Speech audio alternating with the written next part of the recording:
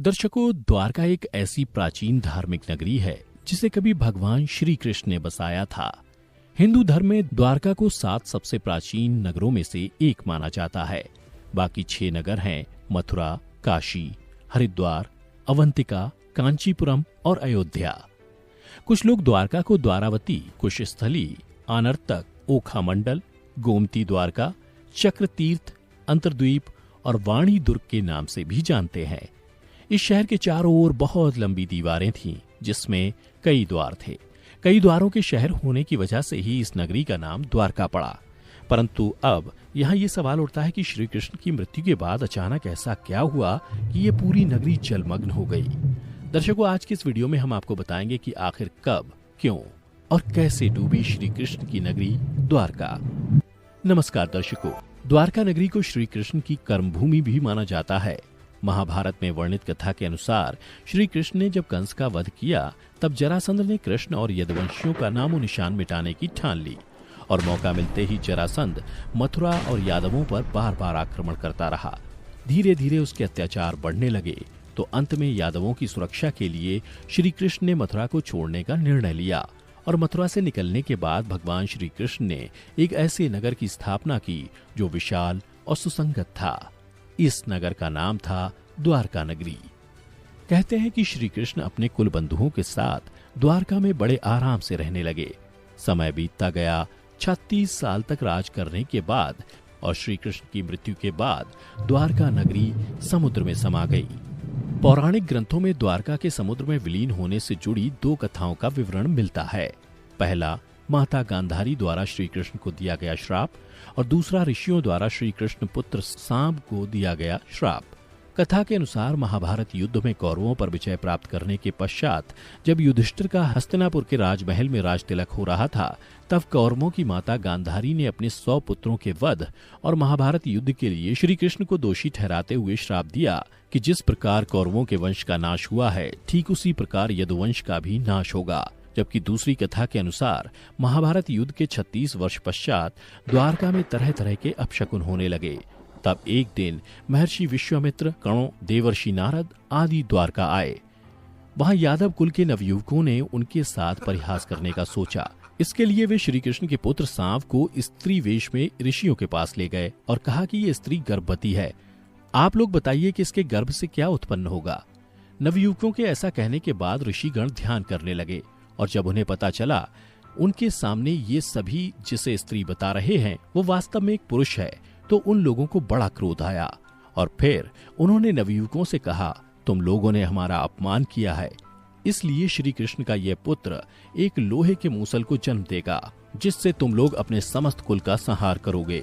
उस मूसल के प्रभाव से केवल श्री कृष्ण व बलराम ही बच पाएंगे।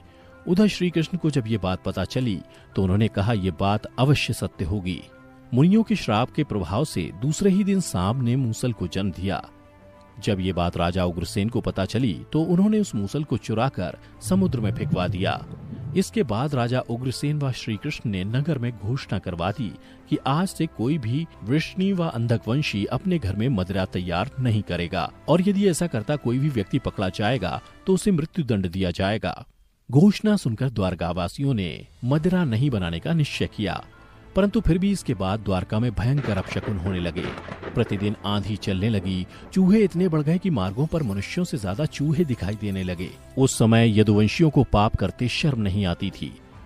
उधर नगर में होते इन अपशकुनों को देख भगवान श्री कृष्ण समझ गए कि कौरवों की माता गांधारी का श्राप सत्य होने का समय आ गया है। उन्होंने देखा कि इस समय वैसा ही योग बन रहा है जैसा महाभारत के युद्ध के समय बना था। फिर श्री कृष्ण ने यदुवंशियों को तीर्थ यात्रा करने की आज्ञा दी।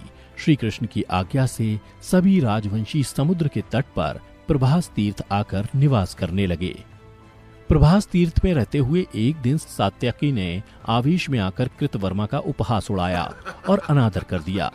कृतवर्मा ने भी कुछ ऐसे शब्द कहे कि सात्यकी को क्रोध आ गया और उसने कृतवर्मा का वध कर दिया। यह देख अंधक वंशियों ने सात्यकी को घेर लिया और हमला कर दिया।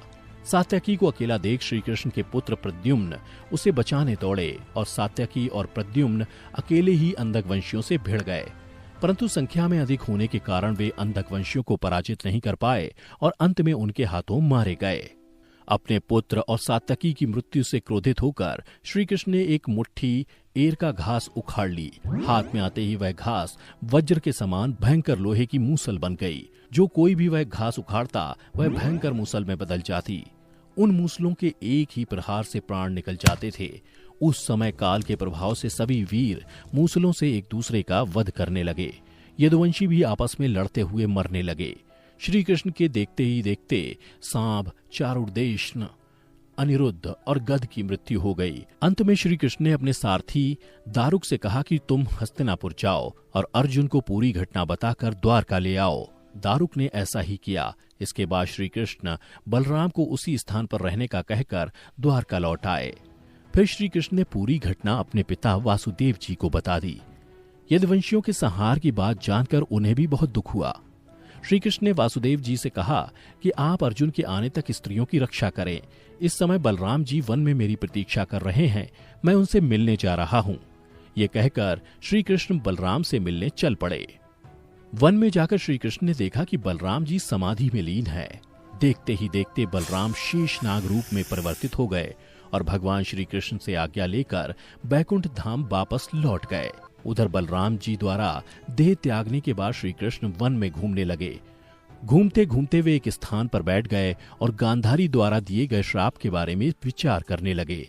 देह त्यागने की इच्छा से श्री कृष्ण ने अपनी इंद्रियों का संयमित किया और महायोग की अवस्था में पृथ्वी पर लेट गए।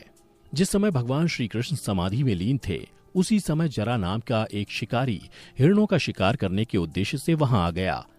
उसने हिरण समझकर दूर से ही श्री कृष्ण पर वाण चला दिया।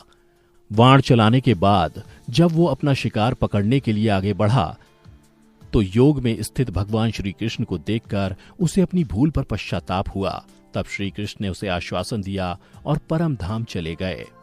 इधर दारुक हस्तिनापुर पहुंचकर यदुवंशियों के संहार की पूरी घटना पांडवों को बता दी। यह सुनकर पांडवों को बहुत शोक हुआ।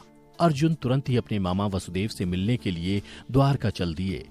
अर्जुन जब द्वारका पहुंचे तो श्री कृष्ण की रानियां उन्हें देखकर रोने लगीं। उन्हें रोता देख अर्जुन भी रोने लगे और श्री कृष्ण को याद करने लगे। इसके बाद अर्जुन वसुदेव जी से मिले। वसुदेव जी ने अर्जुन को श्री कृष्ण का संदेश सुनाते हुए कहा कि द्वारका शीघ्र ही समुद्र में डूबने वाली है, अतः तुम सभी नगरवासियों को अपने साथ ले जाओ। उसके बाद अर्जुन अपने साथ श्री कृष्ण के परिजनों तथा सभी नगरवासियों को लेकर इंद्रप्रस्थ की ओर चल दिए। उन सभी के जाते ही द्वारका नगरी समुद्र में डूब गई। यह दृश्य देखकर सभी को बड़ा आश्चर्य हुआ और 2005-2007 में भारतीय पुरातत्व सर्वेक्षण के निर्देशन में भारतीय नौसेना के गोताखोरों ने समुद्र में समाये द्वारका नगरी के अवशेषों को खोज निकाला, जो इस पौराणिक कथा की प्रामाणिकता को साबित कर चुका है। इस खोजी टीम को समुद्र में 560 मीटर लंबी द्वारका की दीवार भी मिली। इतना ही नहीं, उन्हें पौराणिक समय के कुछ बर्तन भी मिले जो 1528 ईसा पूर्व से 3000 ईसा पूर्व के हैं। खोजकर्ताओं की माने तो समुद्र की गहराई में मिली ये नगरी लगभग 9000 साल पुरानी है। तो दर्शकों, उम्मीद करता हूँ कि आपको हमारी ये कथा पसंद आई होगी। अगर पसंद आई हो तो ज्यादा से ज्यादा लाइक और शेयर करें। साथ ही ऐसी ही पौराणिक कथा की जानकारी के लिए अभी हमारे YouTube चैनल को सब्सक्राइब करें। इसके अलावा अगर आप हमारी ये वीडियो Facebook पर देख रहे हैं तो हमारे पेज को भी लाइक करें। इस वीडियो में बस इतना ही। अब दीजिए हमें इजाजत। आपका बहुत बहुत शुक्रिया।